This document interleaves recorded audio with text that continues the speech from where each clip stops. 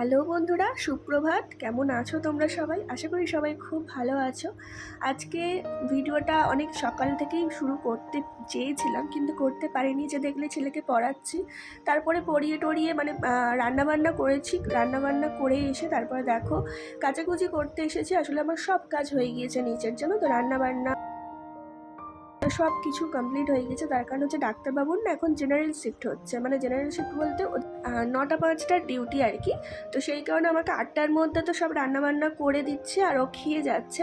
তো সেই কারণে আর কি রান্নাবান্না আমার সব হয়ে গিয়েছে, ছেলেকেও খাওয়ানো হয়ে গিয়েছে। আর তারপরে দেখো এখন জল তুলছি, কারণ জোয়ার দেখে তো আমাদের জল তুলতে হয়। তো সেই কারণে জল তুলে এখন কাচতে এসেছি। তো বন্ধুরা এখন বাজে হচ্ছে 12টা আর আমার কাচাকুচি হয়ে গিয়েছে। সবাই রোদে একটুখানির জন্য বেরোয়, কত ঢাকাঢুকি দিয়ে। আর আমি ছাদেই কাচাকুচি করি, কারণ কি বলো তো, বাথরুমে না জলটা একটু আসতে পড়ে। তো যার জন্য কি হয়, এখানে আমার কাচাকুচিটা খুব তাড়াতাড়ি হয়। মানে যখন জল তুলি তখন আমি এখানেই কাচাকুচি করে নিই। তো দেখো 3টে চাদর পড়েছিল, এই একটা, ওখানে 2টো চাদর, ওই একটা, ওই একটা, আর বাদ বাকি সব এগুলো কেচে দিলাম। তো হয়ে গিয়েছে। এবার নিচে যাবো, নিচে গিয়ে বাসন মাজার আছে অনেকগুলো। চলো মেজে নিই। রান্না বান্না হয়ে গিয়েছে, কিন্তু বাসনগুলো তো পড়ে রয়েছে, বাসনগুলো মেজে নিই চলো।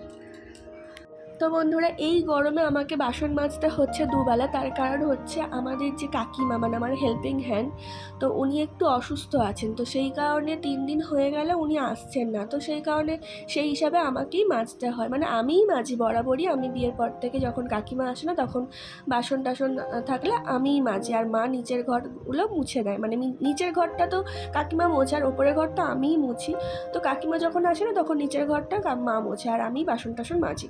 তো সেই কারণে বাসন টাসন মাজতে দেখো এগুলো হচ্ছে সকাল থেকে, মানে সকালে কিছুটা বাসন মেজেছিলাম, বুঝলে তো, মানে যেগুলো আর কি প্রয়োজন সেগুলো মেজেছিলাম, বাদ বাকি কিছুটা রেখে দিয়েছিলাম, মানে কয়েকটা থালা টালা আর কি রেখে দিয়েছিলাম, কারণ তাড়াহুড়ো ছিল। তো সেই কারণে রেখে দিয়েছিলাম, রেখে দিয়ে কিছুটা বাসন মেজে নিয়েছিলাম। তারপর দেখো এখন দুপুরের খাওয়া দাওয়ার বাসন আমার মাজা কমপ্লিট, আর রান্নাঘরও মোছা হয়ে গিয়েছে একদম। তো দেখো এতগুলো বাসন পড়েছে, সকালের কয়েকটা থালা ছিল, 2-3টা থালা ছিল এই আর কি। আর দেখো এতগুলো বাসন পড়েছে, আর আমার রান্নাঘর একদম মোছা কমপ্লিট হয়ে গিয়েছে।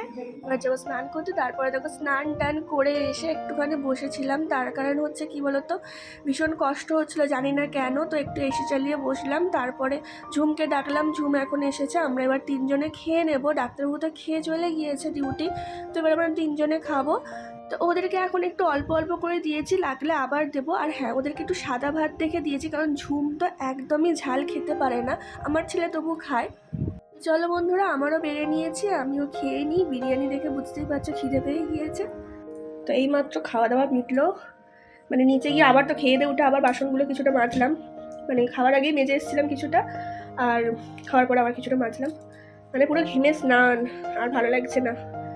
মানে সকাল থেকে যে কতগুলো যে মানে ড্রেস চেঞ্জ হয় এখন এই গরমে, প্রায় 5-6টা নাইটি সকাল থেকে শুধু চেঞ্জ হয়ে যায় আমার। ঠিক আছে, আবার এখন শোবো, আবার এখন একটা চেঞ্জ হবে, ঠিক আছে, এটাও চেঞ্জ হবে। আবার সন্ধেবেলা সন্ধে দেবো, মানে তখন একটা চেঞ্জ হলো। আবার রাত্রিবেলা রুটি টুটি করে, মানে তখন আবার গা ধুই, তখন আবার একটা চেঞ্জ হয়, মানে বুঝতে পারছো? তো এই হচ্ছে ব্যাপার। আর কালকে তো একাদশী, মানে পাণ্ডব নির্জলা আর কি একাদশী, যেটা আর কি আজকেই একাদশী। কিন্তু যারা বৈষ্ণব মতে করে তারা তো আজকে করবে না, কারণ কালকে আছে, কালকে পাণ্ডব নির্জলা যে একাদশীটা ওটা আছে। তো তোমরা কারা কারা করো পাণ্ডব নির্জলা একাদশী তারা কমেন্ট করে জানাবে। দেখি এবছর মানে হয়তো নির্জলা পারবো না, কিন্তু চেষ্টা করবো অন্ন না খাওয়ার আর কি। ইচ্ছে যাচ্ছে আর কি করার, এই একাদশীটা ইচ্ছে মানে করার ইচ্ছে যাচ্ছে। করতে পারবো কি আমি জানি না, কারণ আমার শরীরের অবস্থা খুবই খারাপ। আমাকে জল তো খেতেই হবে। কথা বলতে বলতে বুঝতে পারছো আমার মানে বারবার শুধু গলায় হচ্ছে, আর গলাটা আর কথাগুলোও তো তোমরা বুঝতে পারছো, মানে ভীষণ সর্দি। আর ষষ্ঠীর আগের দিন থেকে আমার জ্বর হয়েছিল, তো যার জন্য মানে অবস্থা খুব খারাপ আমার, বুঝলে তো। তো এখন হচ্ছে সন্ধ্যাবেলা, আর আমি ঘুমাচ্ছিলাম। তারপর ঘুম থেকে উঠলাম, ডাক্তারবাবু এলো ডিউটি থেকে এলো তখন 6টা বাজে। তো এখন এলাম দেখো একটু চা করতে, কারণ আমি আর ডাক্তারবাবুই খাবো, বাড়িতে আর কেউ নেই। তো দুজনে একটু মানে চা খাবো। আর ডাক্তারবাবু গিয়েছে একটু মিষ্টির দোকানে, কেন গিয়েছে সেটা তোমাদেরকে পরে বলছি।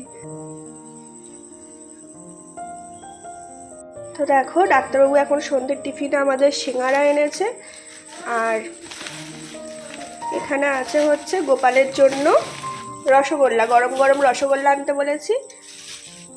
এটা হচ্ছে গোপালের রসগোল্লা আছে এর মধ্যে, গোপাল আর বজ্র দাদার জন্য।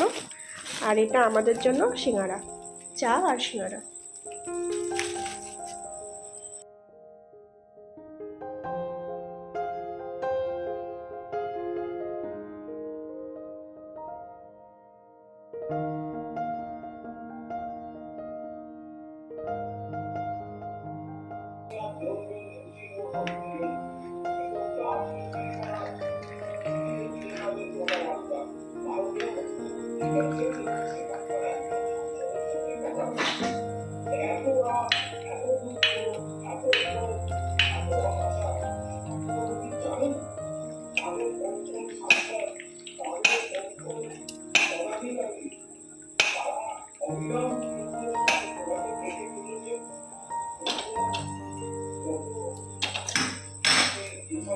নিচের ঘরে টিভি দেখছে, তো টিভির টেবিলে বসে আমরা আর কি চা আর সিঙ্গারা খাবো। তো চলো দিয়ে আসি।